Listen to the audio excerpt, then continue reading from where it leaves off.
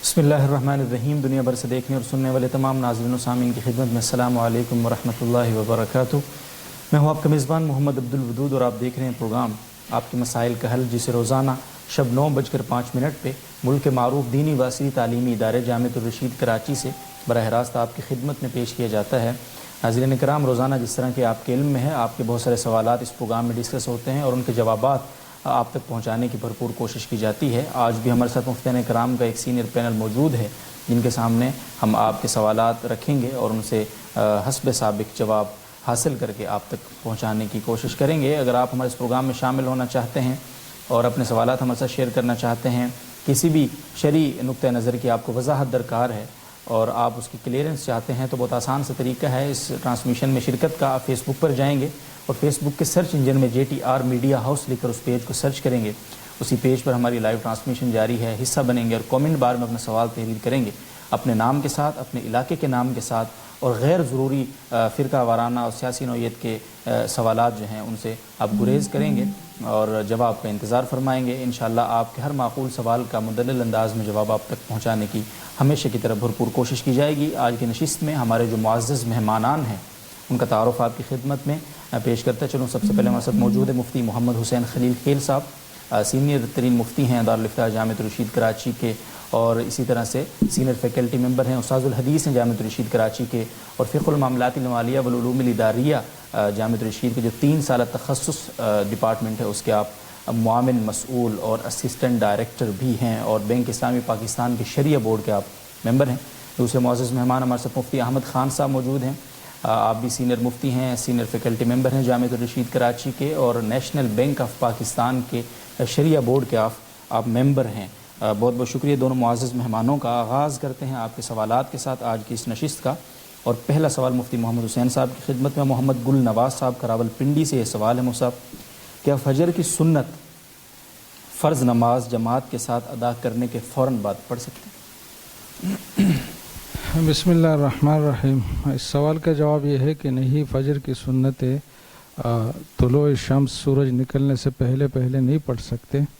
ایک صحیح حدیث ہے، حضرت ابو ہریرہ رضی اللہ عنہ کی روایت ہے، اعلیٰ السنن میں اس حدیث کی تفصیل اور تخریج موجود ہے کہ ایک مرتبہ رسول اللہ صلی اللہ علیہ وسلم سے فجر کی سنت نیند کی وجہ سے نکل گئی، فرض سے پہلے نہیں پڑھ سکے، تو انہوں نے پھر فجر کے فوراً بعد نہیں پڑھی وہ سنتیں، بلکہ سورج نکلنے کے بعد پڑھی۔ اس لیے احناف کا مذہب یہ ہے اور حدیث سے یہ بات ثابت ہے کہ ایسی سنتیں جب رہ جائے تو فجر کے فوراً بعد نہ پڑھی جائے، بلکہ سورج نکلنے، اور وہ بھی 10-12 منٹ کے بعد، سورج نکلنے کی بھی 10-12 منٹ بعد پڑھی جائے۔ فجر کے جو فوراً بعد وقت ہے مکروہ اوقات میں ہے، اس میں صریح اور صحیح احادیث میں نوافل پڑھنے سے منع کیا گیا ہے، سنتیں پڑھنے سے منع کیا گیا ہے، اور یہ سنتیں بھی اس ممانعات میں شامل ہیں، تو اس کا صحیح موقع یہی ہے کہ سورج نکلنے کے بعد ہی پڑھی جائے۔ جزاکم اللہ صاحب۔ اور محمد رجب انجم صاحب کا سوال ہے اوکاڑا سے، ایک شخص اپنے دوست کو مذاق میں یہ کہتا ہے کہ تم نماز پڑھ لو کیونکہ میرے اوپر تو فرض نہیں ہے، یہ کہنے والے کے لیے کیا حکم ہے؟ بس یہ بہت سنگین مذاق ہے اور کسی مسلمان کے شایع نشان نہیں، یہ بہت خطرناک ہے، ایمان زائل ہونے کا قوی خدشہ ہے اس میں۔ باقی اگر دل سے اس نے یہ کہا ہے کہ میرے اوپر فرض نہیں ہے، پھر تو اس کے کفر ہونے میں کوئی شک نہیں ہے، لیکن اگر دل سے نہیں اور بظاہر یہی ہے کہ مذاق میں یہ بات کہی ہے، تو بھی یہ بہت ہی سنگین جرم ہے اور بہت ہی سخت الفاظ ہے، تو احتیاطاً اس کے لیے لازم ہے کہ یہ تجدید ایمان اور تجدید نکاح کر لے۔ اگرچہ اس پر کفر کا فتویٰ نہیں لگے گا، لیکن احتیاطاً تجدید ایمان اور تجدید نکاح یہ حکم اس کے لیے ہے، تو ایسا کرنا لازم ہے۔ جی جزاکم اللہ صاحب۔ اور یہ مذاق اتنا عام ہے، میں نے بھی سنا ہے کئی دفعہ لوگوں سے، اور ہم ناظرین سے درخواست کرتے ہیں کہ اس مسئلے کو زیادہ سے زیادہ آپ عام کریں کہ کتنی خطرناک بات ہے، مذاق میں کتنی خطرناک حد تک پہنچ جاتے ہیں، ہمیں علم نہیں ہوتا۔ اللہ تعالیٰ حفاظت فرمائے۔ مفتی احمد خان صاحب، محمد رجب انجم صاحب ہی پوچھتے ہیں اوکاڑا سے، کیا واش روم کے بیسن میں وضو کرنا جائز ہے؟ وہاں وضو کے دوران دعا پڑھنے کا کیا حکم ہوگا؟ بسم اللہ الرحمن الرحیم۔ جی، وضو کرنا تو بالکل جائز ہے، اور باقی جو دعاؤں کا انہوں نے پوچھا ہے تو اس بارے میں تفصیل یہ ہے کہ اگر واش روم صاف ستھرا ہو، اور خصوصاً جو ہے جو اس میں حاجت کی پورے کرنے کی جگہ ہے اس میں اور واش بیسن میں فاصلہ ہو، اور واضح طور پر وہ ایک علیحدہ جگہ گویا کہ سمجھی جا رہی ہو، اور وہاں پر کوئی ایسی گندگی ناپاکی وغیرہ نہ ہو تو پھر وہاں پر دعائیں پڑھی جا سکتی ہیں. لیکن اگر ایسی صورتحال نہ ہو تو پھر اس صورت میں وہاں پر جو ہے وضو کی دعائیں نہیں پڑھنی چاہیے، بلکہ وضو کرنے سے پہلے انسان باہر سے ہی بسم اللہ پڑھ کر آ جائے، اور وضو ختم ہونے کے بعد بیت الخلاء سے جب باہر نکلے تو اس کے بعد جو وضو کے اختتام کی دعائیں ہیں وہ باہر نکل کر پڑھ لیں. جزاکم اللہ صاحب. اور اسپین سے انس اسماعیل صاحب کا سوال ہے، پتلی جرابوں پر مسح کرنا کیسا ہے مصعب؟ جی یہ مسئلہ آج کل بہت زیادہ عام ہو گیا ہے اور اکثر لوگوں کو دیکھا جاتا ہے کہ وہ باریک جرابوں پر مسح کرتے ہیں. تو تھوڑی سی اس مسئلے کی میں تفصیل عرض کرتا ہوں کہ دیکھیں قرآن پاک میں وضو کے دوران پاؤں کے دھونے کا حکم دیا گیا ہے، اور یہ ایک قطعی حکم ہے اور فرض ہے کہ وضو میں انسان اپنے پاؤں کو دھوئے. اب اس قطعی فرض کو جو ہے جن روایات کی بنا پر بعض لوگ جو ہے یہ جرابوں پر مسح کرنے کے قائل ہوئے ہیں، تو اگر ان کی تحقیق کی جائے تو اس بارے میں تقریباً 3 صحابہ کرام سے ہمیں روایات ملتی ہیں، اور حقیقت میں وہ تینوں روایات سنداً ضعیف ہیں. ان میں سے صرف ایک حدیث ہے جو حضرت مغیرہ بن شعبہ رضی اللہ تعالیٰ عنہ سے سنن ترمذی میں نقل کی گئی ہے، اور امام ترمذی رحمہ اللہ نے اس کو صحیح حدیث قرار دیا ہے. لیکن دیگر اکابر محدثین اور فقہا نے یہ فرمایا ہے کہ اس میں امام ترمذی رحمہ اللہ سے یہ خطا ہوئی ہے، اور حقیقت میں یہ حدیث بھی ضعیف ہے. اور حضرت مغیرہ بن شعبہ رضی اللہ تعالیٰ عنہ سے بھی جو اس بارے میں صحیح حدیث مروی ہے وہ یہی ہے کہ حضرت صلی اللہ علیہ وسلم نے موزے پر مسح فرمایا تھا. تو گویا کہ ہمارے پاس کوئی سنداً صحیح حدیث اس حوالے سے موجود نہیں ہے کہ جس سے یہ پتہ چلے کہ حضرت صلی اللہ علیہ وسلم نے جرابوں پر مسح کیا ہو. اس کے مقابلے میں جو موزوں پر مسح کرنا ہے تو حافظ ابن حجر رحمہ اللہ جو بڑے ہی جلیل القدر محدث ہیں تو وہ فرماتے ہیں کہ تقریباً 80 صحابہ کرام سے منقول ہے کہ حضرت صلی اللہ علیہ وسلم نے موزوں پر مسح فرمایا. تو گویا کہ یہ مانن متواتر جو کہ حدیث کی ایک بہت ہی مضبوط اور قوی قسم ہے، تو بڑی ہی مضبوط روایات سے یہ بات ثابت ہے کہ آپ صلی اللہ علیہ وسلم نے موزوں پر مسح فرمایا. تو ایسی روایات کی وجہ سے تو یہ گنجائش پیدا ہو سکتی ہے اس قرآن کے اس قطعی حکم میں، لیکن جو سنداً ضعیف احادیث ہیں ان کی بنا پر قرآن کے اس قطعی حکم میں کسی قسم کی تخصیص اس کو کہا جاتا ہے تو یہ نہیں ہو سکتی. اور جرابوں پر جو یہ مسح کیا جاتا ہے یہ شرعاً درست نہیں ہے، اس پر تقریباً فقہا کا اتفاق ہے.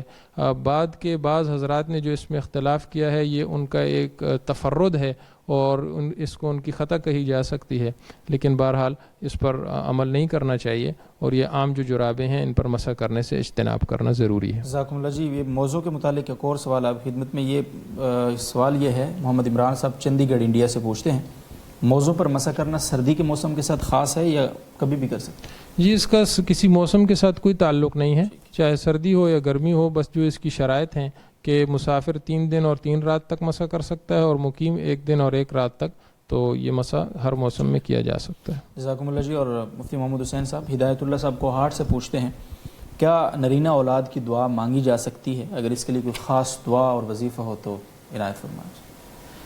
جی مانگی جا سکتی ہے، کسی بھی جائز حاجت کے لیے دعا مانگی جا سکتی ہے. تو نرینہ اولاد تو انسان کے بہت بڑی حاجت ہے، ضرورت ہے، تو اس میں کوئی حرج نہیں ہے. دعا تو ایک مستقل عبادت ہے، تو اس میں اگر یہ بات نبی ہو کہ کس مقصد کے لیے، لیکن اللہ کے سامنے ہاتھ پھیلانا اور مانگنا یہ بذات خود عبادت ہے، تو ثواب کی نیت سے اس دعا کو مانگنا چاہیے. اپنی ضرورت کی نیت بھی ساتھ ہو تو حرج نہیں ہے.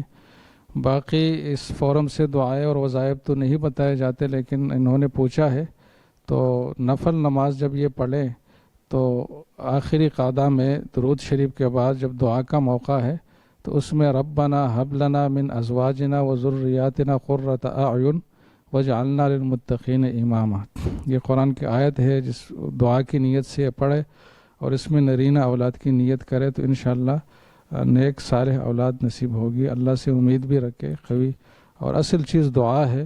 اللہ سے مانگتے رہے، صلاۃ الحاجہ پڑھتے رہے اور اللہ سے مانگتے رہے. جزاکم اللہ صاحب. محمد اشفاق صاحب دبئی سے پوچھتے ہیں، میاں بیوی کے ایک دوسرے پر حقوق کیا ہیں؟ بس یہ تو بہت تفصیلی موضوع ہے، حقوق تو بہت سارے ہیں. میں مختصراً عرض کر دوں کہ بیوی کے جو شوہر پر حقوق ہے، قرآن کی آیت ہے وعاشروہن بالمعروف. میں نے بیوی سے اس لیے شروع کیا کہ لوگ یہ نہ سمجھے کہ مولوی ہمیشہ خواتین کے جو ہے نا وہ اس کو مرجوح سائڈ پہ رکھتے ہیں. تو اللہ کا حکم ہے کہ وعاشروہن بالمعروف، کہ ان کے ساتھ آپ اچھے طریقے سے رہن سہن اختیار کریں. اب یہ لفظ تو مختصر ہے، لیکن اس کے مفہوم میں تمام وہ چیزیں شامل ہے. اس میں یہ بات شامل ہے کہ اس کے کھانے پینے کا معقول بندوبست ہو جو اس کے استطاعت میں ہو اور اس علاقے میں رائج بھی ہوں، اس کے علاج معالجے کا بھی انتظام ہو، اس کے ساتھ اچھے اخلاق کا اور اچھے برتاؤ کا مظاہرہ ہو، اس سے اگر کوئی غلطی ہو جائے تو اس پر صبر و تحمل ہو، نہیں ہے کہ مار پیٹ، اور جیسے کہ خواتین میں جذباتیت ہے تو مرد بھی اس جذباتیت پر اتر آئے تو اس کو برداشت کرنا ہے. جیسے کہ ایک دوسری حدیث میں ہے کہ ٹیڑھی پسلی سے ان کی پیدائش ہے تو اس میں کوئی ٹیڑھا پن تو رہے گا ہی، اس کو سیدھا کرنے کی کوئی کوشش کرے گا تو اس کو توڑ ہی ڈالے گا، لہٰذا اس پر صبر ہی کرنا چاہیے. تو احادیث کے اور شریعت کی یہی تعلیمات ہے کہ خواتین کے ساتھ صبر کا اور حوصلے کا مظاہرہ ہو اور ان کے تمام جائز حقوق کی رعایت ہو اور ان کو عزت کا ایک ماحول فراہم کیا جائے جس میں وہ اپنے آپ کو ایک باعزت انسان سمجھے، اور ان کے ساتھ بے عزتی کا اور گالم گلوچ کا اور سختی کا رویہ نہ ہو. اس طرح شوہر کے بھی حقوق ہے، اور قرآن کی آیت ہے الرجال قوامون علی النساء، جس سے یہ بات ثابت ہوتی ہے کہ گھر جو ہے یہ بھی ایک ادارے کی حیثیت میں اگر آپ لے لیں، یہ بھی ایک چھوٹا سا ادارہ ہے. تو ہر ادارے کا اور ہر ایک اجتماعی ماحول کا ایک امیر ہونا چاہیے. تو گھر کی جو امارت ہے اور جو سیادت ہے وہ مرد کے پاس ہے، اور مرد ہی کا جائز حکم اس میں چلے گا. تو بیوی کی سب سے پہلی جو ذمہ داری ہے وہ یہ ہے کہ شوہر کے جو جائز امور ہے، جائز چیزیں ہے، جائز جو اس کے منشا ہے اس کے مطابق وہ زندگی گزارے اور اس کے احکامات کو پورا کرے. ایک حدیث میں ہے کہ وہ خاتون جو 5 وقت کی نمازیں پڑھے اور روزے کا اہتمام رکھے اور اپنے شوہر کی اطاعت کرے اور اس کو خوش رکھے تو اللہ تعالیٰ قیامت میں اس کو اختیار دے گا کہ جنت کے جس دروازے سے جانا چاہے وہ جا سکتی ہے. تو اور بھی بہت سارے احادیث اور فضائل ہے. تو شوہر کی اطاعت یہ بہت بڑی ذمہ داری ہے بیوی کی، اور خصوصاً گھر سے باہر نکلنے کے جو مواقع ہے اور جو چیزیں ہیں اس میں تو خصوصاً شوہر کی اجازت ضروری ہے. اس کی اجازت کے بغیر بالکل نہ نکلا جائے، اگرچہ اپنے عزیز و اقارب کے ہاں کیوں نہ جانا ہو تب بھی شوہر کی اجازت کی ضرورت ہے. دوسرا یہ ہے کہ شوہر کا جو مال ہے وہ بیوی کے ہاتھ میں امانت ہے، اور اس کے جو بچے ہیں وہ بھی بیوی کے پاس امانت ہے. تو اس کے مال اور بچوں کا بھرپور خیال رکھے، اور اپنے عزت و ناموز جو اس کی اپنی ضرورت بھی ہے اور شوہر کا حق بھی ہے اس کا خیال رکھے. شوہر کے ساتھ بد اخلاقی کے ساتھ اور ایک برتری کا مظاہرہ یہ نہ کرے. آج کل جیسے کہ خواتین یہ چاہتی ہے کہ ہم ہی برتر رہے یا کم از کم بالکل برابر کی سطح پر آئے، تو یہ شریعت کے مزاج کے خلاف ہے. عورت کو تھوڑا سا ماتحت رہنا پڑے گا، اس کے بغیر گھر کا جو ادارہ ہے اور یہ جو اجتماعی کیفیت ہے یہ نہیں چل سکتی. باقی بیوی کے اپنے حقوق اپنی جگہ ہے، وہ اگر اس کو پورے ملے تو کسی بھی درجے میں کوئی بھی عاقل آدمی نہیں کہہ سکتے کہ اس کے ساتھ کسی بھی درجے میں ظلم ہوا ہے. اصل بات اور جو کمی ہے وہ شریعت پر عمل نہ کرنے میں ہے.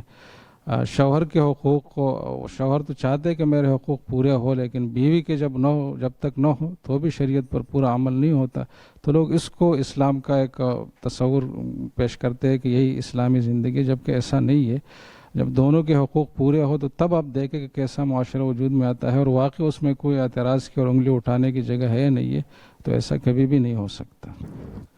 ٹھیک ہے، جزاکم اللہ صاحب. اور مفتی احمد خان صاحب کی خدمت میں اگلا سوال رکھنے سے پہلے جس طرح سے آپ نے بیان فرمایا میاں بیوی کے حقوق مصعب، میں سمجھتا ہوں جو بھی اسلام کی تعلیمات ہیں جو آپ سے سیکھا سنا علماء کرام سے، کہ میاں بیوی کا جو رشتہ ہے وہ حقوق سے زیادہ کمپرومائز کا رشتہ ہے. ظاہر ہے کہ بہت ساری چیزیں ایسی ہوتی ہیں کہ وہ حقوق سے بہت آگے کا تعلق ہے، اب زندگی بھر ساتھ رہنا ہے. تو اس میں جس طرح مفتی صاحب نے فرمایا کہ ہمیں ایک دوسرے کا خیال کرنا چاہیے اور بہت سارے معاملات میں ہمیں کمپرومائز کرنا چاہیے تاکہ ہماری اجتماعی زندگی، ہماری گھریلو زندگی وہ خوبصورت طریقے سے چلتی رہے اور ہمارے بچوں کو اور ہماری جو آگے آنے والی نسل ہے اس پر اس کے اچھے اثرات مرتب ہوں. اللہ تعالیٰ عمل کی توفیق عطا فرمائے. مفتی احمد خان صاحب کی خدمت میں سوال عبدالواسع صاحب کا ہے ابو ظہبی سے، کیا سفر میں یا بغیر سفر کے جوتے پہن کر نماز پڑھ سکتے ہیں یا نہیں؟ اس کا بھی سفر یا غیر سفر سے کوئی تعلق نہیں ہے. اصل بات یہ ہے کہ اگر جوتے انسان کے پاک ہوں تو ان کے ساتھ اگر نماز پڑھی جائے تو نماز تو درست ہو جائے گی، لیکن مسجد میں جوتے لے کر نہیں جانا چاہیے، کیونکہ آج کل کے ماحول میں یہ ایک خلاف ادب بات سمجھی جاتی ہے، اور اگر ایک شخص جوتے پہن کر مسجد میں جا رہا ہے، اگرچہ اس کے جوتے پاک ہی کیوں نہ ہوں، تو اس کو ایک بے ادبی سمجھا جاتا ہے۔ بہرحال اگر مسجد سے باہر کسی شخص نے نماز پڑھنی ہے اور اس کے جوتے پاک ہیں تو چاہے وہ سفر کی حالت میں ہے یا غیر سفر کی حالت میں، وہ نماز اس میں پڑھے تو نماز درست ہو جائے گی۔ بہت شکریہ مولانا محمد سعید صاحب کویت سے، ان کا سوال ہے، ہم یہاں کویت کے اندر گاڑی چلاتے ہیں، ہم 100 سے لے کر 200 کلومیٹر سفر کرتے ہیں اور کبھی 2 یا 3 دن ہی رکتے ہیں، کیا ہم سفر کی یعنی قصر پڑھیں گے یا مکمل نماز پڑھیں گے؟ جی، انسان جب اپنی جو اس کا موضع اقامت ہوتا ہے، یعنی جہاں پر اس کی مستقل رہائش ہوتی ہے، تو اس آبادی سے، یا چاہے وہ کوئی شہر ہے یا کوئی گاؤں ہے یا قصبہ ہے، اس سے جب تقریباً 77 کلومیٹر کی نیت کر کے وہاں سے نکل جاتا ہے تو وہ اپنی اس بستی اور آبادی سے نکلتے ہی مسافر بن جاتا ہے، اور پھر اس کے لیے لازم ہوتا ہے کہ وہ قصر نماز پڑھے، یعنی 4 رکعت جو فرض ہیں ان کو 2 رکعت پڑھے۔ تو ان کا یہ کہنا کہ ہم کویت کے اندر ہی ہوتے ہیں، تو یہ غالباً ان کو شاید یہ شبہ ہے کہ یہ کویت کی ہم حدود سے نکلتے نہیں ہیں، تو کویت تو ایک ملک ہے۔ اب اصل میں دیکھا جائے گا کہ جو ان کا شہر ہے یا جو ان کی بستی ہے، اس سے ظاہر ہے کہ یہ نکل جاتے ہیں باہر، تو لہٰذا اور یہ جو مسافت بتا رہے ہیں 200 کلومیٹر جاتے ہیں، تو یقیناً اس حالت میں یہ مسافر ہوں گے اور ان کو مسافروں والی نماز ہی پڑھنی ہوگی۔ جزاکم اللہ جی۔ مفتی محمد حسین صاحب، خدیجہ صاحبہ کا سوال ہے ناروے سے، بیوی کا کہنا ہے کہ شوہر نے طلاق دی ہے جب وہ شراب کے نشے میں تھا، شوہر کہتا ہے کہ اس نے طلاق نہیں دی، کیا حکم؟ بس پہلی بات تو یہ سمجھنی ہے کہ شراب کے نشے میں اور کوئی بھی ناجائز نشہ ہو تو اس میں جو طلاق دی جائے وہ واقع ہو جاتی ہے، اور یہ کوئی عذر نہیں ہے کہ وہ نشے کی حالت میں تھا۔ اور ایک دوسرا اصول یہ ہے کہ جب عورت اپنے کانوں سے سنے کہ شوہر نے اس کو طلاق دی ہے تو شوہر اگرچہ وہ بعد میں منکر ہو جائے اس کا کوئی اعتبار نہیں ہے، اور بیوی اس کو اپنے آپ کو متعلقہ ہی سمجھے گی۔ اگر 3 طلاقیں ہیں تو بیوی اپنے آپ کو حرام ہی سمجھے گی شوہر کے لیے، اور ہر ممکن کوشش کرے گی کہ شوہر کو اپنے اوپر وہ قدرت نہ دیں، اور علیحدگی کی کوئی بھی صورت وہ جو بھی جائز صورت ہو اختیار کرنے کی کوشش کرے گی، اس کی ذمہ داری بھی ہے۔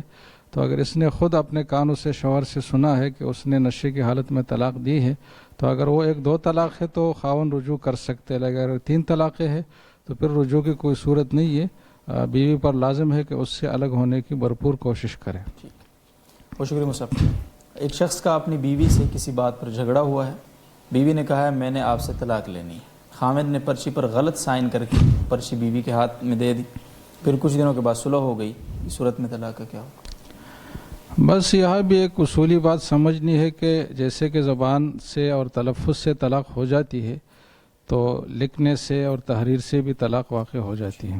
البتہ تحریر کی 3 قسمیں ہیں، ایک ہے باقاعدہ طلاق نامہ کی صورت، جس میں جیسے کہ ایک طریقہ ہے کہ شوہر اپنا نام لکھے کہ میں فلان ابن فلان اپنی بیوی کو پھر اس کا نام لکھ کے طلاق دیتا ہوں، اور یہ تحریر اس لیے لکھی تاکہ بوقت ضرورت کام ہے جو بھی ہے، لیکن باقاعدہ دوسرے فریق کا نام لکھ کر اس کو طلاق کی تصریح کر کے اپنا نام بھی لکھ کر ایک پورا طلاق نامہ تیار کر کے دیا جاتا ہے، تو وہ تو بالکل صریح الفاظ کے مترادف ہے وہ طلاق نامہ۔ تو اگر کسی نے اس طرح لکھا ہے تو اگرچہ آخر میں سائن نہیں بھی کیے اور طلاق کے الفاظ یہ ہو کہ میں نے طلاق دی یا طلاق دیتا ہوں، تو طلاق ہو گئی اگرچہ سائن نہیں ہوئے، کیونکہ سائن ہونا کوئی ضروری جز نہیں ہے اس کا۔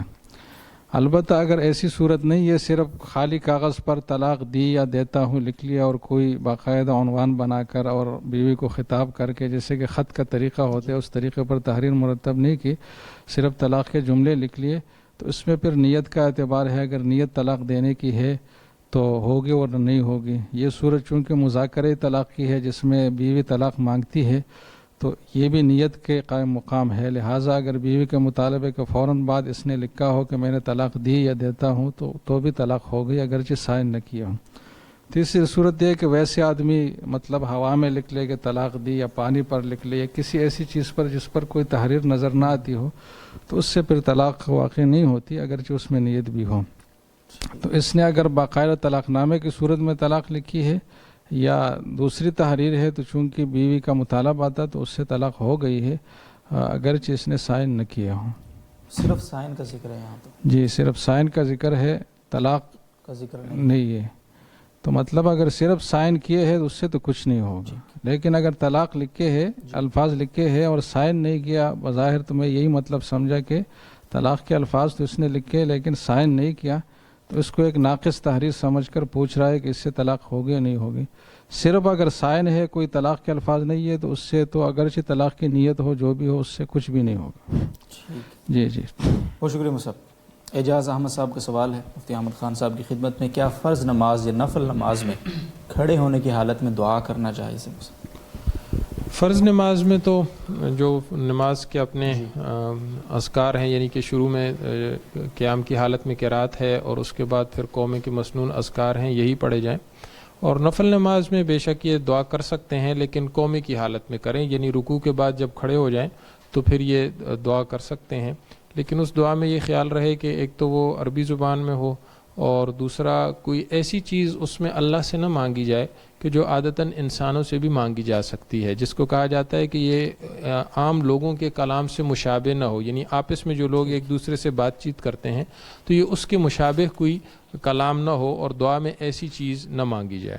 تو ایسی اگر یہ دعا کریں عربی زبان میں، تو جس میں اللہ سے ایسی چیز مانگی جاتی ہے جو لوگوں سے نہیں مانگی جاتی، تو ایسا کرنا جائز ہے۔ جزاکم اللہ صاحب۔ ثناء اللہ عافین صاحب ڈیرہ اسماعیل خان سے پوچھتے ہیں، کیا بغیر نیت کے سجدہ کرنا جائز ہے جیسا کہ کھلاڑی میدان میں کر لیتے ہیں؟ کیا کہتے ہیں؟ بغیر نیت کے سجدے کی بات ان کی سمجھ نہیں آ سکی کہ سجدے میں یقیناً انسان کی نیت تو ہے، اگر ایک شخص جو ہے اس نے سجدے کی پوزیشن بنائی ہے تو وہ عمل جو ہے وہ کس مقصد کے لیے کرتا ہے؟ یہ معذرت، یہ شاید یہ پوچھنا چاہتے ہیں کہ بغیر وضو کے، بغیر وضو کے، تو بس یہ تو ایک سجدہ شکر والی صورت ہے، یہ کی جا سکتی ہے، اور اس میں نیت تو ظاہر ہے کہ اللہ کو ہی سجدہ کرنے کی ہوگی، غیر اللہ کو تو سجدہ کرنا ویسے بھی جائز نہیں ہے، حرام ہے، تو نیت والی بات تو ان کی درست نہیں ہے۔ اگر بلا وضو کسی نے کیا ہے اور صرف سجدہ شکر کر لیا ہے تو اس میں کوئی حرج نہیں ہے۔ بہت شکریہ جی۔ اسی سجدے کے حوالے سے ہماری عزیز صاحبہ کا فیصل آباد سے سوال ہے، سجدہ تلاوت جو ہے وہ اس کو کیسے کریں گے، اور اس میں کوئی دعا بھی پڑھنی ہے یا نہیں؟ بس سجدہ تلاوت کا تو یہی طریقہ ہے کہ انسان دل میں نیت ہو سجدہ تلاوت کی اور اللہ اکبر کہہ کر سجدے میں چلا جائے، کھڑا ہے تو سجدے میں چلا جائے، بیٹھ کر بھی کیا جا سکتا ہے، اور نیت کر کے سجدے میں جائے اللہ اکبر کہہ کے، اور سجدے کی جو تسبیح ہے وہ پڑھے اور دوبارہ اللہ اکبر کہہ کر کھڑا ہو جائے، تو بس یہی سجدہ تلاوت۔ جزاکم اللہ صاحب۔ فاروق صاحب کا سوال، لیکن سجدہ تلاوت میں وضو ضروری ہے، یہ بات ٹھیک ہے، بہت شکریہ جی۔ مفتی محمد حسین صاحب، فاروق صاحب کا سوال ہے UK سے، کوئی شخص بیوی کو غصے میں کہے کہ تم نے اگر یہ کام کیا تو تم میری طرف سے فارغ ہو، یا مجھے تمہاری ضرورت نہیں ہے، تم فارغ ہو، تو بیوی کے لیے کیا حکم ہے؟ بس یہ جو الفاظ ہے میری طرف سے فارغ ہو، یا دوسرا جو لفظ ہے، دوسرا لفظ تو یقیناً کنایہ ہے، انہیں طلاق کے گول مول الفاظ میں سے ہے، تو اس میں تو نیت کو دیکھا جائے گا، اگر نیت اپنے سے جدا کرنے کی اور طلاق دینے کی ہے تو اس سے طلاق ہوئی ہے، ورنہ نہیں ہوئی۔ باقی جو فارغ کا لفظ ہے تو یہ بعض علاقوں میں تو بالکل طلاق کے ایک مترادف لفظ کے طور پر ہے، کہ جب بھی شوہر بیوی کو یہ لفظ بولے تو اس سے مطلب طلاق ہی سمجھا جاتا ہے۔ تو اگر ان کے جو زبان ہے اور ان کا جو علاقہ اور جو برادری ہے، اگر اس میں یہ عرف ہے کہ جب شوہر بیوی کو یہ الفاظ بولے تو اس سے مطلب طلاق ہی ہو، تو پھر یہ صریح الفاظ ہے طلاق کے، تو اس سے ایک طلاق رجعی واقع ہوئی ہے، تو اس سے ایک طلاق تو پھر ہوگی ہی، اور آگے جو لفظ ہے تو اس میں اگر نیت ہے تو اس سے طلاق ہوگی ورنہ نہیں ہوگی۔ اور اگر اس کی برادری میں یہ لفظ طلاق کا صریح لفظ نہیں ہے، اس کے کئی اور معنی بھی مراد لیے جاتا ہو، اور یہ بھی گول مول الفاظ میں سے ہے، واضح نہیں ہے، تو پھر اس میں بھی نیت کا مسئلہ ہے کہ اگر نیت ہے طلاق دینے کی تو ہوگی ورنہ نہیں ہوگی، تو پھر دونوں کا حکم ایک جیسا ہو جائے گا۔ جی جزاکم اللہ صاحب۔ عمر صاحب کا سوال ہے، سعودی عرب سے، سارے طلاق کے مسائل ہیں جی، اللہ خیر کرے، بیوی کو ایک طلاق ہوئی تو اس کے قریب جا سکتے ہیں؟ کیا ایک طلاق کی کوئی مدت متعین ہے، یا جب چاہے نکاح کر لے؟ نہیں، جب چاہے نکاح کر لے تو اس طرح نہیں، یہ طلاق کے بعد 3 ماہواریہ، اگر خاتون کو ماہانہ جو بیماری ہے وہ آتی ہے تو 3 ماہواریہ ہے، ورنہ 3 مہینے ہے، اگر 3 مہینے کے اندر وہ رجوع کر لے تو پھر طلاق کا اثر ختم ہو جائے گا، اور وہ سابقہ نکاح جو ہے وہ برقرار ہے، کسی نئے نکاح کی ضرورت نہیں ہے۔ لیکن اگر 3 ماہواریہ گزر گئی اور اس نے بیوی کی طرف رجوع نہیں کیا، نہ زبانی کہا کہ میں نے طلاق واپس لے لی ہے، اس اب کو بیوی بنا لیا، نہ عملی طور پر ازدواجی تعلقات، شوہر بیوی کے جو تعلقات ہے وہ قائم کیے، اور 3 مہینے یا 3 حیض اس طرح گزر گئے تو پھر یہ نکاح ختم ہو گیا تو دوبارہ نیا نکاح کرنا پڑے گا، اور پھر اس میں نیا مہر بھی طے کرنا پڑے گا، جیسے کہ باقاعدہ ایک نیا نکاح ہوتا ہے۔ تو ایسا نہیں ہے کہ ہمیشہ کے لیے بس جب چاہے آزادی ہے، بلکہ اس میں یہ تحدید ہے کہ 3 مہینے کے اندر تو بغیر نکاح کے تجدیدی نکاح کے رجوع ہو سکتا ہے، 3 مہینے کے بعد پھر باقاعدہ نکاح کی ضرورت پڑے گی۔ جزاکم اللہ۔ مفتی احمد خان صاحب، ابو عبداللہ صاحب سری نگر سے پوچھتے ہیں، مسبوق اگر تشہد میں درود شریف اور دعا بھی پڑھ لے تو کیا اس پر سجدہ سہو لازم ہوگا؟ سجدہ سہو تو لازم نہیں ہوگا، لیکن جان بوجھ کر ایسا نہیں کرنا چاہیے۔ اگر بھول کر لیا ہے تو چونکہ یہ اس وقت میں امام کے پیچھے ہیں، اور امام کے اقتداء میں اگر مقتدی سے کوئی غلطی ہو جائے تو اس پر سجدہ سہو لازم نہیں ہوتا، اس لیے سجدہ سہو ان پر بہرحال لازم نہیں ہوگا۔ جزاکم اللہ۔ جی عارف آفریدی صاحب کا سوال ہے، کیا نماز میں تلاوت ختم ہونے سے پہلے ہاتھ چھوڑے جا سکتے؟ سنت طریقہ یہی ہے کہ جس وقت تلاوت ختم ہو تو پھر اس کے بعد ہاتھ چھوڑے جائیں اور رکوع میں جایا جائے، تو اس لیے ایسا کرنا خلاف سنت ہوگا۔ بہت شکریہ جی۔ محمد طاہر صاحب ڈیرہ غازی خان سے پوچھتے ہیں، کیا 8 رکعت نفل ایک ساتھ پڑھنا اور ہر تشہد کے بعد کھڑا ہو جانا صحیح ہے؟ نیز رات میں کتنی نفل نماز پڑھنی چاہیے اور سنت کیا ہے اس حوالے سے؟ نوافل کے حوالے سے 2 اوقات آپ بنا لیں کہ ایک تو دن ہے، دن سے مراد ہماری ہوتی ہے صبح صادق سے لے کر غروب آفتاب تک، اور رات سے مراد ہے غروب آفتاب سے لے کر پھر صبح صادق تک۔ تو جو نوافل دن کے وقت میں پڑھے جائیں اس میں تو 4 رکعت سے زیادہ اکٹھے نہیں پڑھنے چاہیے، یہ مکروہ ہے، یعنی 2 رکعت پڑھے جائیں یا 4 پڑھے جائیں، بہتر ہے 4، 2 بھی پڑھنا درست ہے۔ اور رات کے نوافل میں 2، 4، 6 اور زیادہ سے زیادہ 8 تک بھی اکٹھے نیت باندھ کر پڑھی جا سکتی ہے۔ جزاکم اللہ۔ جی محسن احمد صاحب میرٹھ سے پوچھتے ہیں مفتی محمد حسین صاحب سے، کوئی شامل نہ ہو جائے۔ بہت شکریہ مصعب۔ حق مہر کی جائز کم سے کم اور زیادہ سے زیادہ رقم کیا ہے مفتی صاحب؟ کم سے کم مقدار تو طے ہے شریعت میں کہ 10 درہم کے بقدر، 1 درہم 3.402 گرام کے بقدر ہے، تو گوئے کہ 34 گرام یہ بن رہے ہیں، تو 34 گرام چاندی یا اس کی مالیت جو بھی اس علاقے میں اس کا ریٹ ہو، یہ کم سے کم مقدار ہے، اس سے کم مہر نہیں ہو سکتا۔ اگر کم کسی نے طے بھی کر لیا تو بھی اتنی مقدار تو دینی ہوگی۔ باقی زیادہ کی کوئی حد نہیں ہے، بشرطے کہ استطاعت ہو اور مقصد تفاخر اور دوسروں پر احسان جتلانا اور اپنی شان کو بہت زیادہ اونچا کرنا اور ظاہر کرنا یہ مقصد نہ ہو، بلکہ مقصد مہر ہی دینا ہو، اور جو ذمہ داری ہے مہر کی وہی پوری کرنی ہے، تو پھر اگر استطاعت زیادہ ہے اور قدرت ہے تو زیادہ مقدار بھی دی جا سکتی ہے، تو کوئی ایسی تحدید اس کی نہیں ہے کہ اس سے زیادہ نہیں دی جا سکتی۔ جزاکم اللہ صاحب۔ اور رضوان افضل صاحب گجرات سے پوچھتے ہیں، بیوی نے خامن سے پوچھے بغیر یہ منت مانی ہے کہ اگر فلاں کام ہو گیا تو میں اور میاں دونوں روزہ رکھیں گے، تو خامن پر روزہ واجب ہوگا یا نہیں ہوگا؟ نہیں، واجب تو نہیں ہے، کیونکہ نظر اپنے حوالے سے منعقد باندھی جاتی ہے، کسی دوسرے کے اوپر نہیں۔ بہت شکریہ مصعب۔ مفتی احمد خان صاحب، ریحان صاحب کا سوال ہے ٹنڈول یار سے، کیا قبر پر ہاتھ اٹھا کر دعا کرنا جائز؟ قبر پر اگر کوئی شخص دعا کرنا چاہے تو اس کا طریقہ یہ ہے کہ قبلہ رخ ہو جائے، اور قبلہ رخ ہو کر قبر اس کی پشت کی جانب ہو اور پھر دعا کرے۔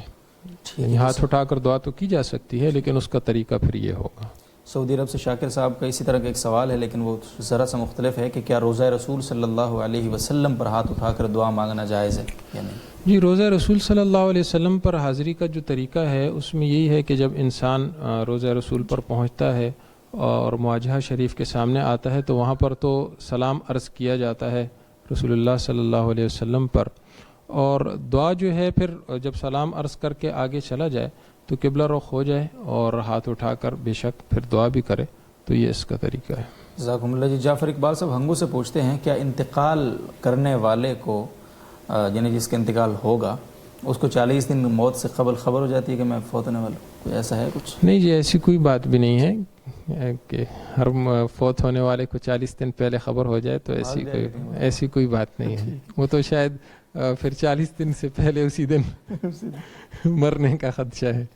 بہت شکریہ مصعب۔ اور مشتاق احمد صاحب کا مکہ مکرمہ سے سوال ہے، کیا مکہ مکرمہ میں مقیم کے لیے حج فرض ہے؟ جی بالکل، دیکھیں مکہ مکرمہ میں جو شخص مقیم ہے اور وہ عرفات تک جا سکتا ہے، کوئی ایسا مانع موجود نہیں ہے، کیونکہ وقوف عرفات جو ہے یہ حج کا رکن اعظم ہے اور فرض ہے، تو وہاں تک جانے کے لیے تو سواری کا ہونا بھی شرط نہیں، جو شخص پیدل جا سکتا ہے تو وہ پیدل بھی جانا اس پر لازم ہے۔ بہرحال آج کل کے ماحول میں کوئی بھی ایسا شخص ملنا مشکل ہے، اللہ یہ کہ کوئی شخص بالکل معذور ہے، پیدل بھی نہیں جا سکتا اور اس کے پاس اتنی مالیت بھی نہیں ہے کہ جس میں وہ سواری پہ جا سکے، تو یہ بہت ہی ایک شاذ و نادر صورت ہے۔ تو عمومی طور پر ہم یہ کہہ سکتے ہیں کہ جو مکہ مکرمہ میں رہنے والے ہیں تو ان پر حج فرض ہوگا۔ جزاکم اللہ تعالی صاحب۔ اور مفتی محمد حسین صاحب سے پوچھتی ہیں جی بنت جمال صاحب کراچی سے، اگر کمرے میں کوئی سو رہا ہو تو اس کے ڈسٹرب ہونے کا اندیشے کی صورت میں آہستہ آہستہ آواز سے تلاوت کر سکتے ہیں، یہ بالکل بغیر آواز کی تلاوت کی جائے؟ بس یہی اصل بات ہے کہ اگر وہ ڈسٹرب ہو رہا ہے، اس کو تکلیف ہوتی ہے، اس کے نیند میں خلل آتا ہے، تو پھر تو اتنا جہر تو درست نہیں ہے، اس سے کم جو مقدار ہے جہر کی وہ اختیار کی جا سکتی ہے، تو بالکل آہستہ پڑھنے کی ضرورت نہیں ہے، اتنی اونچی آواز سے جس سے اس کی نیند میں آرام میں خلل نہ ہو، اس کی اجازت ہے۔ فواد علی صاحب مالکان سے ان کا سوال ہے، قرآن مجید میں 7 زمینوں اور 7 آسمانوں سے کیا مراد ہے؟ اس سے مراد 7 زمینیں ہی ہے اور 7 آسمانیں ہی ہے، باقی اس کی جو تفصیلات ہے تو سائنس کی روح سے اس کی تفصیلات کی جاتی ہے، پھر اشکالات بھی ہوتے ہیں، تو یہ بات سمجھنی چاہیے کہ سائنس کے جو نظریات ہے، جتنی بھی چیزیں ہیں وہ سب ترقی کے مراحل میں ہے اور وہ تغیر پذیر ہے۔ باقی جو پہلے سائنسدان تھے انہوں نے جو چیزیں پیش کی تھی آج کل وہ غلط ثابت ہو رہی ہے اور اس وقت میں وہ بڑی حقیقتیں تھیں، تو ان چیزوں کی وجہ سے قرآن و حدیث کی نصوص کی نہ ایسی تشریح کرنی چاہیے کہ یہی اس کا مطلب ہے بس، اور نہ اس کی وجہ سے کسی نص کے مفہوم میں اور معنی میں جو اس کا ظاہری معنی ہے اس میں شک و شبے کی گنجائش ہے۔ باقی اس کی حقیقت سمجھنا کوئی ضروری بھی نہیں ہے، بس ہم اگر اتنا ہی ایمان رکھ لیں کہ 7 زمین اور آسمان اللہ کی تخلیق ہے، تو یہ ایک زمین پہ اگر سوچا جائے تو یہ اللہ کی تخلیق کا اور اللہ کی قدرت کا کتنا بڑا کرشمہ ہے، تو یہ بھی اللہ کی قدرت کے اظہار کے لیے اور اپنے آپ کو اس پر قانع کرنے اور مطمئن کرنے کے لیے کافی ہے۔ اور اللہ کی طرف سے اس طرح کی جو چیزیں ذکر ہوئی ہے جس کو آفاقی دلائل اور کائناتی دلائل کہا جاتے ہیں، تو اس کا مقصد بھی یہ ہے کہ انسان اللہ کی قدرت پر اور اللہ کے علم محیط پر اور اللہ کا جو نظام تخلیق اور نظام توازن ہے اس پر اس کو علم ہو اور مطمئن ہو جائے اور اپنے آپ کو قانع کرے اور اللہ کے سامنے اپنے آپ کو عاجز سمجھے اور اللہ کو برتر سمجھے، تو یہ مقصد اس سے بھی حاصل ہو جاتا ہے، اگرچہ تفصیلی تشریح اس کا ہمیں معلوم نہ ہو۔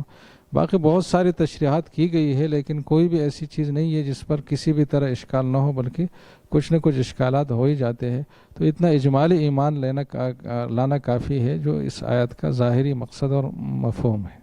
بہت شکریہ مصطفیٰ۔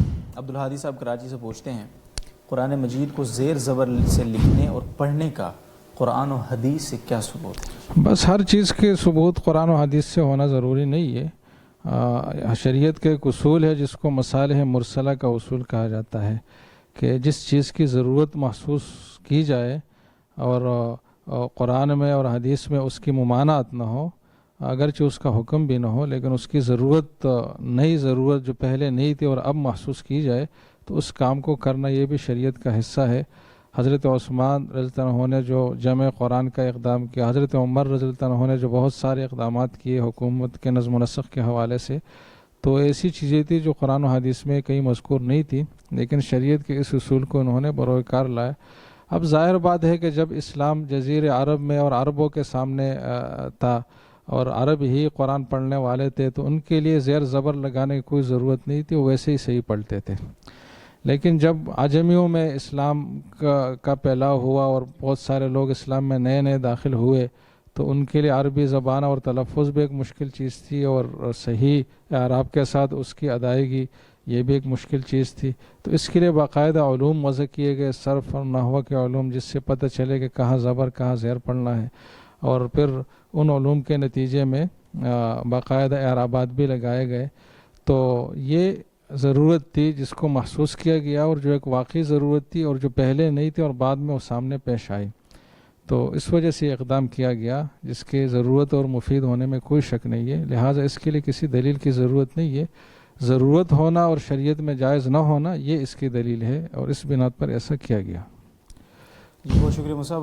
ناظرین و سامعین، بہت سارے اس طرح کے سوالات جن میں بہت دفعہ کہا جاتا ہے کہ قرآن و حدیث سے اس سے ایک چیز کا تو پتہ چلتا ہے کہ بہت سارے اس وقت اشکالات ہمارے دل و دماغ میں وہ ٹھونسے جا رہے ہیں، غیر شعوری طور پر ہم ان کو لے لیتے ہیں یا جان بوجھ کر ہم ان کو حاصل کرتے ہیں. بہت زیادہ ضروری سوالات میں فوکس کرنا چاہیے. شریعت ہم سے اتنا ہی مطالبہ کرتی ہے. بہرحال مجھے ایک آیت یاد آ رہی ہے قرآن مجید کے وَلَقَدْ يَسَّرْنَا الْقُرْآنَ لِلذِّكْرِ فَهَلْ مِن مُدَّكِرٍ. اللہ تعالیٰ فرماتے ہیں کہ ہم نے قرآن کو آسان کیا ہے نصیحت حاصل کرنے والوں کے لیے. تو اگر زیر و زبر نہ لگتے جو آپ نے پوچھا تو قرآن آسان کیسے ہوتا؟ پھر آپ یہ سوال کرتے کہ اللہ تعالیٰ نے تو قرآن آسان بنایا ہے لیکن یہ تو ہم سے پڑھا ہی نہیں جا رہا. تو سوالات تو کہیں بھی ختم نہیں ہوتے. لیکن جس طرح مفتی صاحب نے فرمایا کہ بہت ضروری جو چیزیں ہیں اجمالی طور پر ہم ایمان لے آئیں، اللہ تعالیٰ ہم سے یہی ریکوائر کرتے ہیں، تو ہمارے لیے یہی کافی ہے. اور بہرحال اللہ تعالیٰ عمل کی توفیق عطا فرمائے. اگلا سوال ہے جی نجیب احمد صاحب کا جیکب آباد سے. کیا قرآن مجید پوری امت کے لیے ہے یا صرف صحابہ کرام رضی اللہ عنہم اور حاضرین کے لیے تھا؟ یہ جی پوری امت کے لیے ہے، کیونکہ قرآن اور اسلام ایک ابدی دین ہے تا قیامت ہے. تو اس کی جو تعلیمات ہے اور اس کے جو مخاطبین ہیں وہ بھی سبھی ہے. اگرچہ بطور مثال صحابہ ہی کا نام لیا گیا یا ان کو خطاب کیا گیا، لیکن تخصیص کی کوئی دلیل نہیں ہے. سب کے لیے ہے اور قیامت تک سب آنے والوں کے لیے ہے. جزاکم اللہ. مفتی احمد خان صاحب کی خدمت میں سوال ہے افرا سیاب صاحب کو پشاور سے، اور یہ افرا سیاب خٹک صاحب نہیں ہے جی، افرا سیاب صاحب ہیں. صرف پرائز بانڈ خریدنے اور اس کی انعامی رقم لینے کا کیا حکم ہے مسئلہ؟ جی یہ بات پہلے بھی کئی دفعہ ہو چکی ہے کہ پرائز بانڈ جو ہے یہ حقیقت میں حکومت کی طرف سے جو یہ قرضہ ہے جو کہ عوام سے لیا جاتا ہے، اور پھر اس قرضے کے اوپر جو سود بنتا ہے تو اس کو قمار کے طریقے پر یعنی جوئے کے طریقے پر پرائز بانڈ ہولڈرز میں سے بعض کو وہ دے دیا جاتا ہے. یعنی اس مجموعی رقم پر جتنا سود حکومت نے ادا کرنا ہوتا ہے تو اس کو ایسا نہیں کیا جاتا کہ ہر پرائز بانڈ ہولڈر کو وہ تقسیم کر دیا جائے، بلکہ قرآن اندازی میں جن لوگوں کا نام نکلتا ہے تو صرف انہی کو وہ رقم جو ہے وہ دے دی جاتی ہے.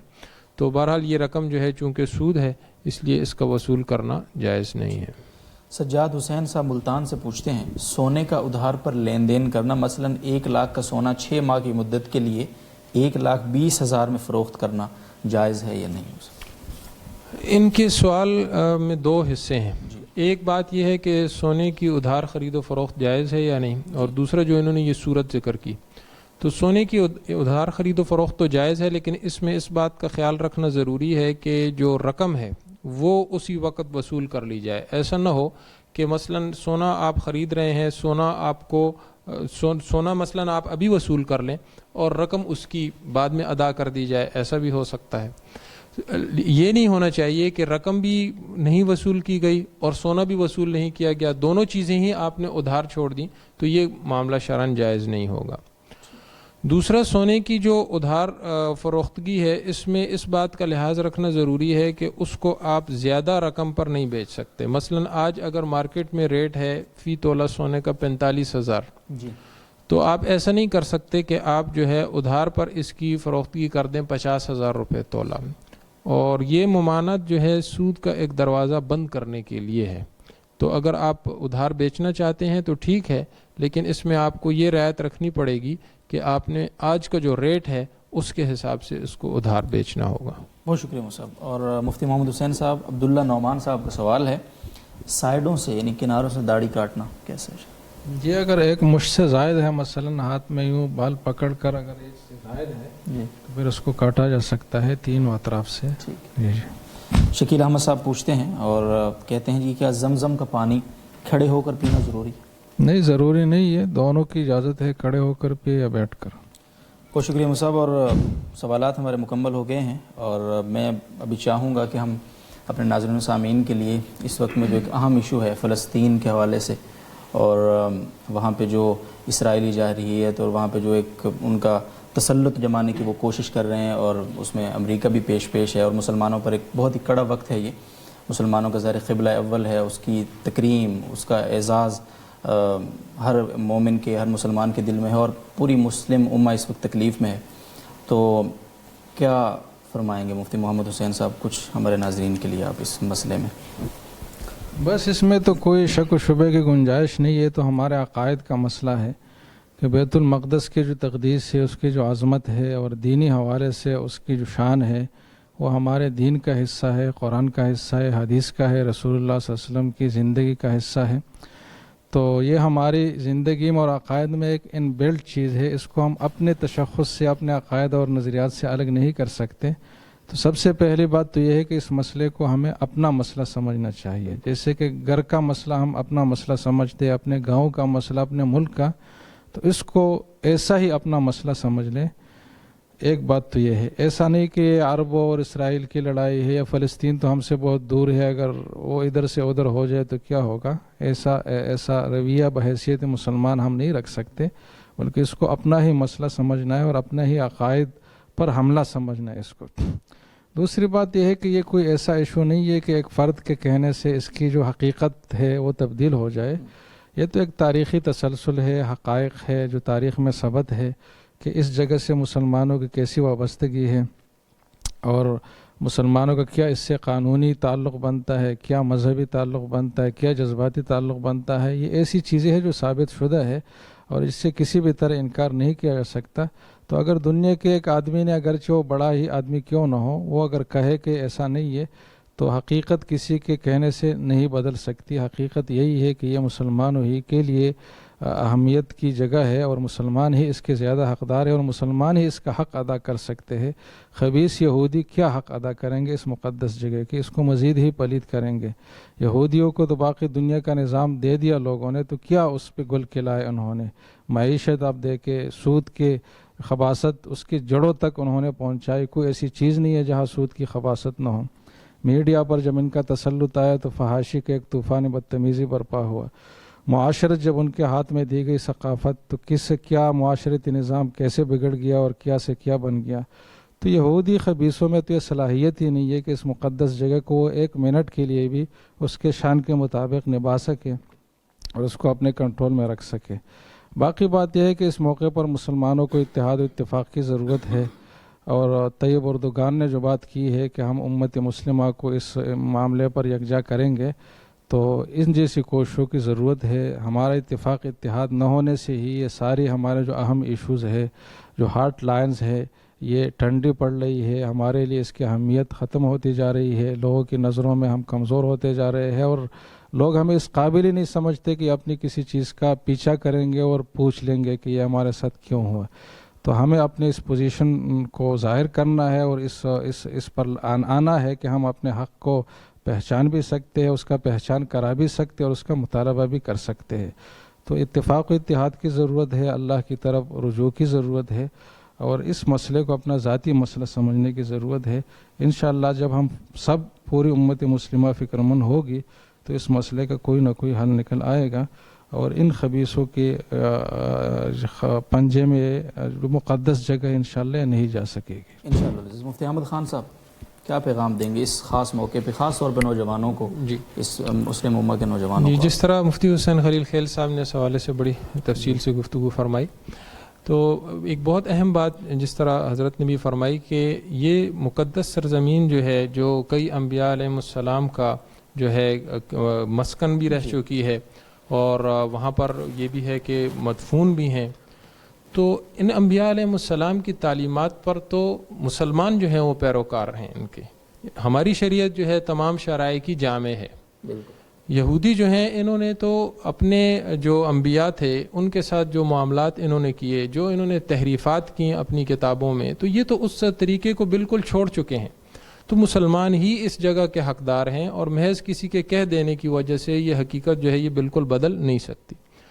اصل بات یہ ہے کہ یہ اس طرح کے جو پے در پے واقعات ہمارے سامنے آ رہے ہیں، اس میں ہمارے لیے ایک بہت اہم سبق یہ ہے کہ جو ہمارے اندر ایک اختلاف اور افتراق کی جو صورت ہے مسلمانوں میں، تو یہ ہمارے لیے انتہائی نقصان دہ صورت ہے اور اس میں ہمارے لیے ایک پیغام ہے کہ ہم متحد اور متفق ہوں، تب ہی ہم اپنے دین کی، اپنے ایمان کی، اپنی ان مقدس مقامات کی حفاظت کر سکتے ہیں.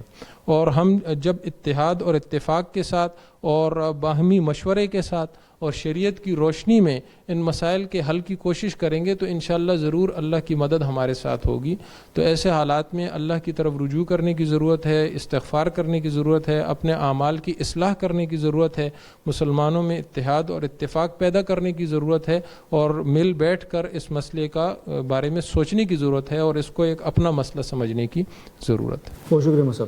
اور ناظرین کرام, مفتی ابوالبابا شاہ منصور صاحب نے ابھی ایک کلپ انہوں نے ریکارڈ کروایا JTR میڈیا ہاؤس پہ, آپ نے اس کو سنا بھی ہوگا یقیناً. انہوں نے ایک بہت اہم بات فرمائی تھی کہ یہ جو اقدام ہے یہ خود یہودیوں کے لیے ایک آخری کیل ثابت ہوگا, اور انشاءاللہ العزیز ایسا ہی ہوگا, کیونکہ یہودیوں کو اس مقدس سرزمین سے دھتکار دیا گیا تھا, اور ان کی واپسی کی صرف ایک ہی صورت ہے کہ وہ آخری نبی صلی اللہ علیہ وسلم کی ذات اقدس پر ایمان لے آئیں. اس کے علاوہ ان کی بقا کی کوئی صورت نہیں ہے.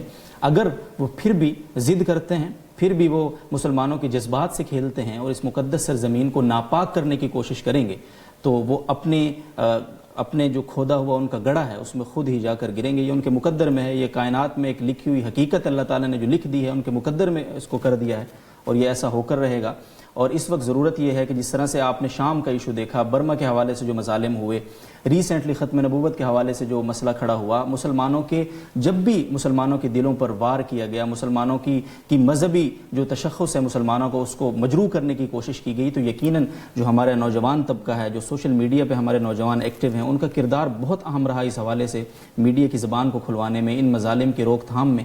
تو ہم درخواست کریں گے اپنے تمام نوجوانوں سے جو سوشل میڈیا پہ ایکٹیو ہیں, متحرک ہیں, کہ وہ اپنی دیگر سرگرمیوں کو ٹھیک ہے جاری رکھیں, لیکن اس خاص موقع پر وہ اپنی جو سوشل ان کی ایکٹیویٹیز ہیں ان کا حصہ بنائے اس بیت المقدس کے اس ایشو کو. اور JTR میڈیا ہاؤس نے جس طرح سے پروفائل پکچر کور فوٹوز جاری کیے ہیں, ان کو آپ اپنی پروفائل بنائیں تاکہ دنیا کو ایک پیغام جائیں کہ مسلم جو ہے اس وقت یک زبان ہیں, یک آواز ہیں, اور وہ اس فیصلے کو قطعاً قبول نہیں کریں گے. اس موقع پر کوئی بھی مسلک, کوئی بھی جماعت اگر وہ احتجاجی کال دیتی ہے اور اپنا احتجاج ریکارڈ کرواتی ہے, تو ہمیں بالکل یہ نہیں سوچنا چاہیے کہ ایک مسلک کی بات ہے, یہ اہل حدیث دیوبندی بریلوی کا مسئلہ نہیں ہے, یہ ایک مسلم امہ کا مسئلہ ہے. ہمیں یک زبان ہو کر ہر جگہ میں شرکت کر کے اپنی آواز کو مضبوط کرنا چاہیے. اللہ رب العزت ہمارے حال پر رحم فرمائیں گے انشاءاللہ العزیز. اجازت دیجیے, اللہ حافظ.